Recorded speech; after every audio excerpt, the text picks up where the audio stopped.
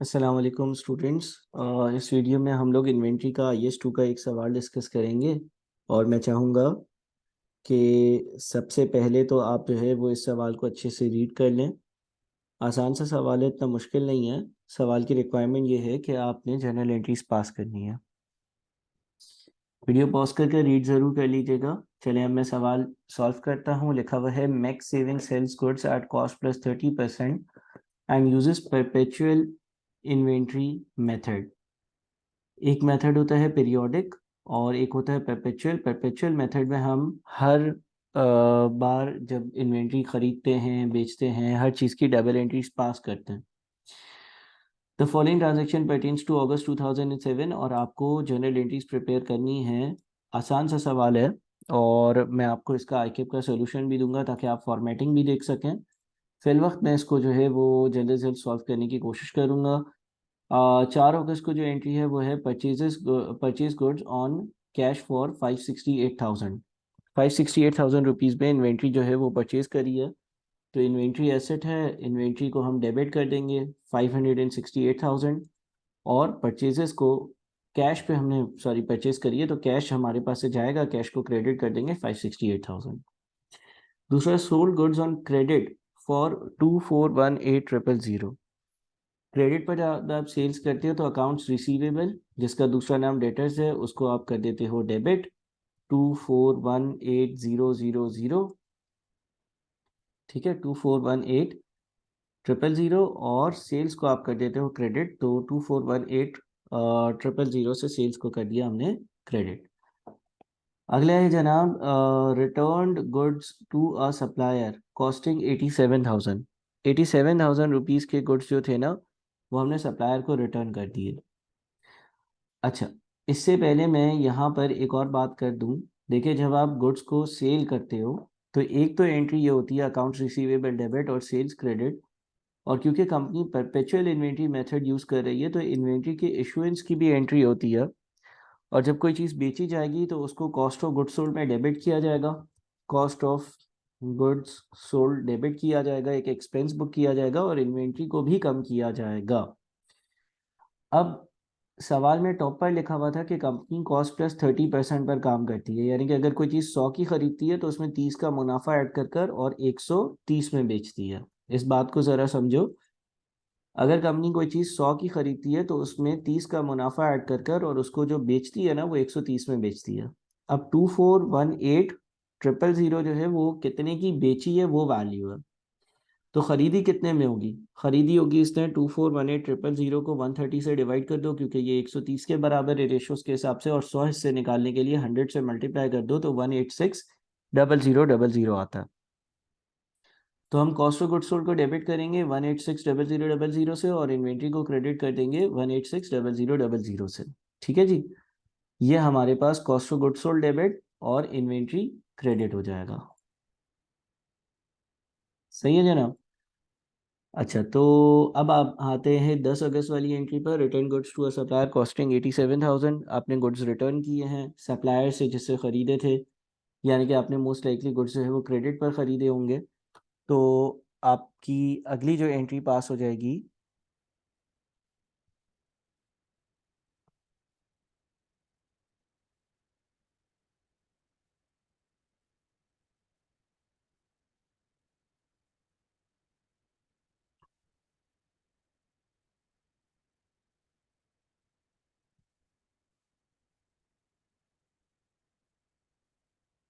आपकी जो अगली एंट्री पास हो जाएगी for cost of return goods to supplier की, वो हो जाएगी आपकी अकाउंट्स पेबल डेबिट हो जाएगा 87,000 से।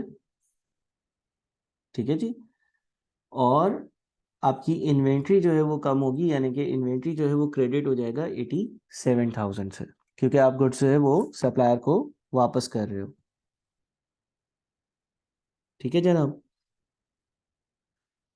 इसके बाद इससे अगला है परचेज गुड्स ऑन क्रेडिट।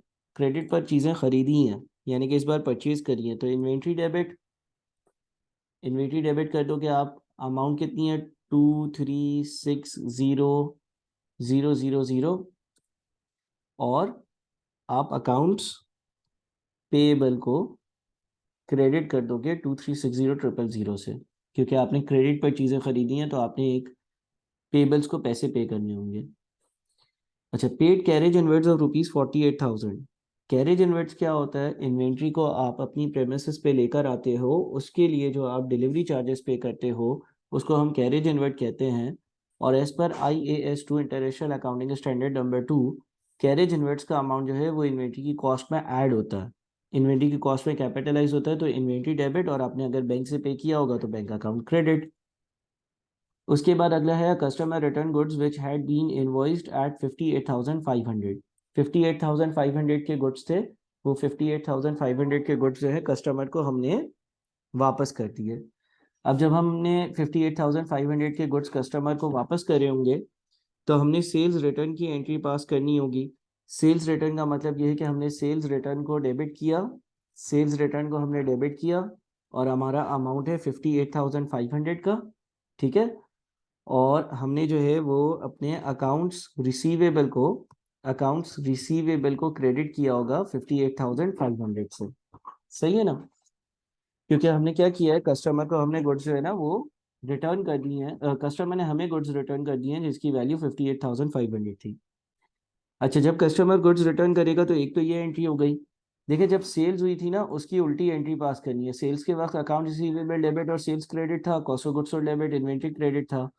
तो अब सेल्स रिटर्न डेबिट हो रहा है क्योंकि चीजें वापस आ रही हैं, अकाउंट रिसीवेबल क्रेडिट हो रहा है क्योंकि रिसीवेबल कम हो रहा है। इसी तरह से इन्वेंट्री भी आपके पास बढ़ जाएगी, इन्वेंट्री वापस आ जाएगी और कॉस्ट ऑफ गुड्स सोल्ड को आपको कम करना होगा। तो कॉस्ट ऑफ गुड्स सोल्ड जो है उसको आप कम करोगे। अब ये किस तरह से करोगे?